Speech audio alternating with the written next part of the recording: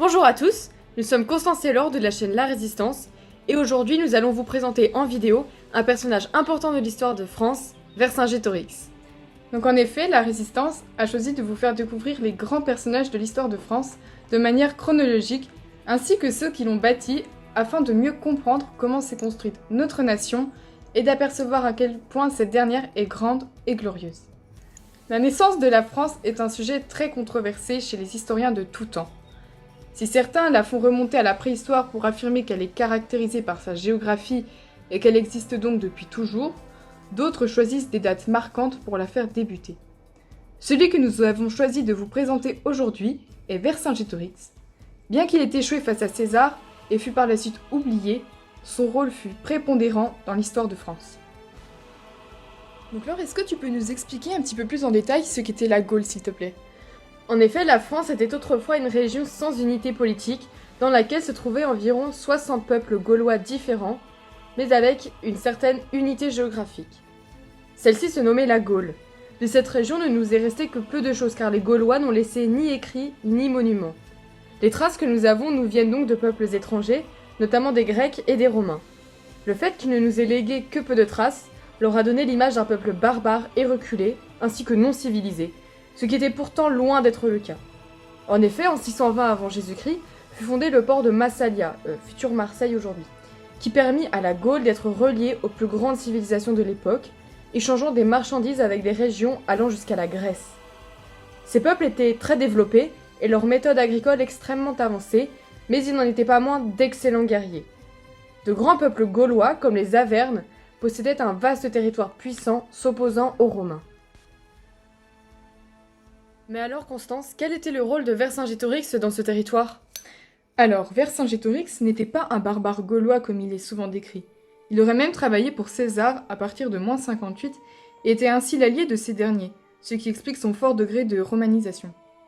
Mais en -53, lorsque les Carnutes, donc qui étaient un peuple de Gaule celtique, se rebellent face aux Romains, la nouvelle se répand en une journée dans toute la Gaule, si bien que Vercingétorix veut en profiter pour se révolter également. Les Avernes, voulant rester en bon terme avec les Romains, refusent, poussant ainsi le fils de Celtilos à prendre le pouvoir de force et rétablir la monarchie, aidé d'une bande de hors-la-loi. L'hiver -52, César doit intervenir face à cet homme qui harcèle les légions romaines.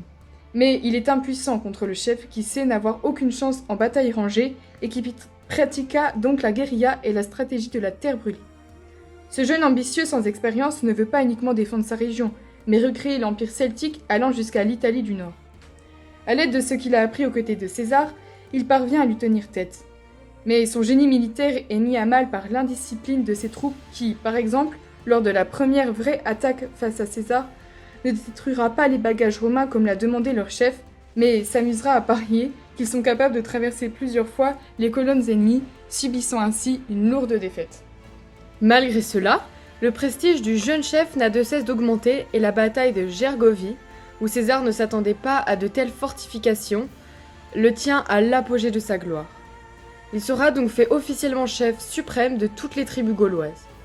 L'armée romaine parviendra à prendre l'ascendant en faisant subir plusieurs défaites, poussant le roi des Avernes à Alésia. Les protagonistes savaient que cette bataille serait décisive, et que le sort de la Gaule se jouait, un des deux chefs devait gagner, et tout semblait annoncer que c'était Vercingétorix. En effet, une fois placé dans la ville qu'il avait préalablement préparée pour le siège, et accompagné de 95 000 soldats, il envoya sa cavalerie chercher dans toute la Gaule les chefs gaulois et leur armée, afin de lui prêter main forte. Mais ceux-ci, restant pour la plupart sceptiques au jeune chef, n'envoyèrent que 264 000 soldats, qui ne suffirent pas à vaincre les légions.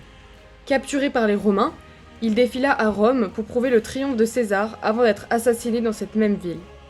La forme de sa reddition est d'ailleurs floue car César écrivit « Il est livré », cela impliquant que son propre camp l'ait offert aux Romains, les autres chefs gaulois voulant en effet pour la plupart se débarrasser de lui.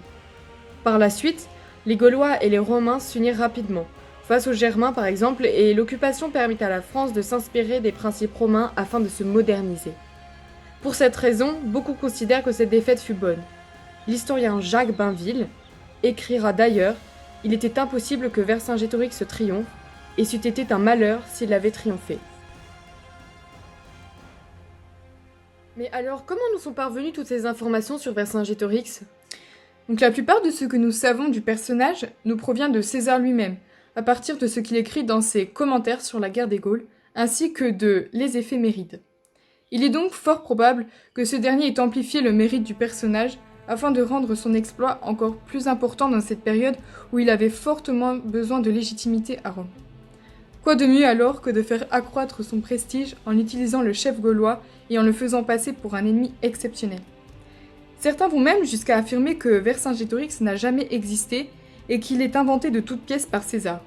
Cette hypothèse est cependant extrêmement douteuse car une douzaine environ de Bello Gallico, donc qui sont des commentaires sur la guerre des Gaules, écrits par des contemporains de César l'ayant accompagné, font coïncider les faits.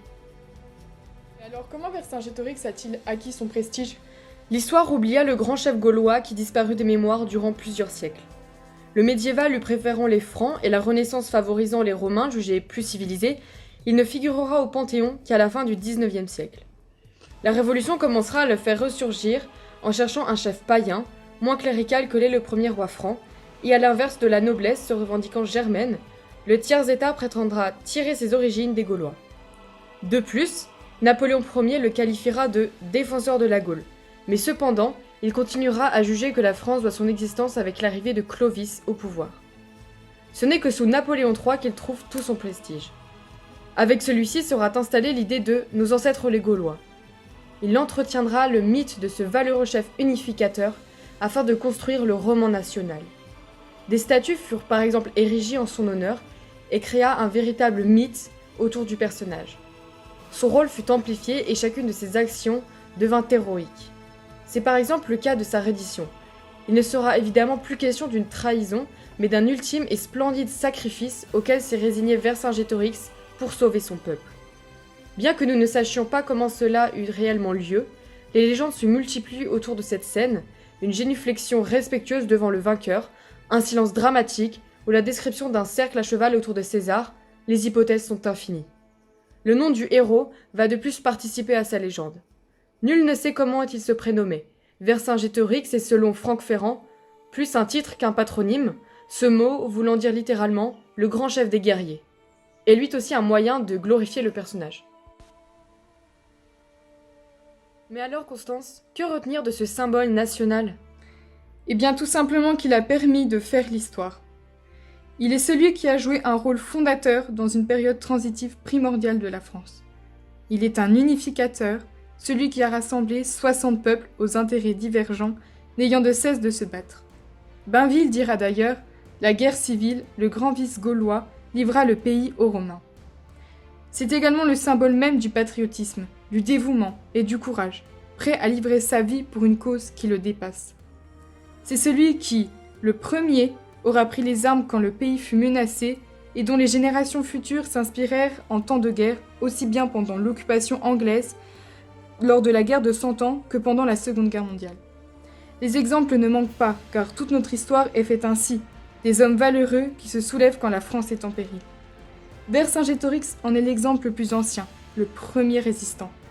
Un résistant qui n'avait même pas 30 ans, car c'est la jeunesse qui façonne l'histoire. En effet, dans notre période où la France est déconstruite progressivement, où notre culture doit être effacée, notre histoire est oubliée et remodelée pour satisfaire les espoirs d'une minorité croyant avoir le droit de faire oublier à un peuple ses origines.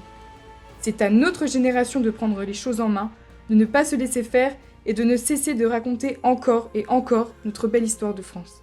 La résistance, c'est les jeunes. La résistance, c'est nous. La résistance, c'est vous.